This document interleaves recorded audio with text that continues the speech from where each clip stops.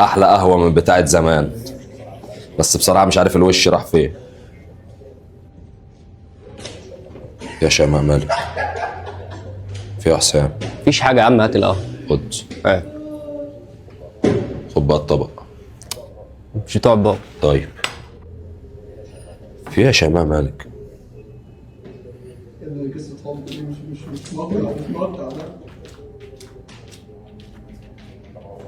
لا مؤاخذة يا حس، جاي لك تاني. طبعا ده بيتك ها؟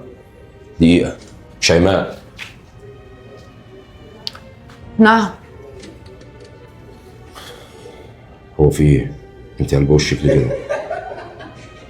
حسام زعلك؟ في ايه؟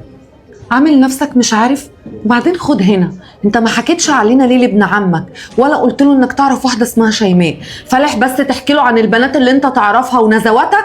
لا، وابن عمك فرحان قوي بيقول لي اصله كان صياد. صياد ايه يا اخويا؟ انا مش فاهمه حاجه. صيادي وهبل ايه؟ وحسام اصلا اللي بيقول لي الكلام زي ده. انا ليا كلام معاه بعدين. وبعدين ممكن اكون كنت كده زمان، بس انا يعني من يوم ما عرفتك وانا اتغيرت. انت عارفه يعني، انت عارفه ان انا بحبك، فانسي يعني الكلام ده. يعني انت بتحبني ومش بتبص للبنات دلوقتي ولا لاي حد؟ ماشي، انا مصدقاك، بس انا في حاجه مضايقاني. هو انت ليه برضو ما حكيتش علينا لحسام؟ قولي برضو، تلاقيك كنت بتلعب بديلك ولا حاجه يا غزالي، صح؟ اصل انا عارفاك ساعات كده بتمسك التليفون وتبقى سرحان. انا بعد كده هدور وراك، ولو قفشتك مش هحلك. هو انا ما حكيتش عشان خاطر يعني ما كنتش عايز انه حد يعرف بعلاقتنا، كنت بحافظ عليها. بس انا مش فاهم برضه هو اللي قال لك الكلام ده.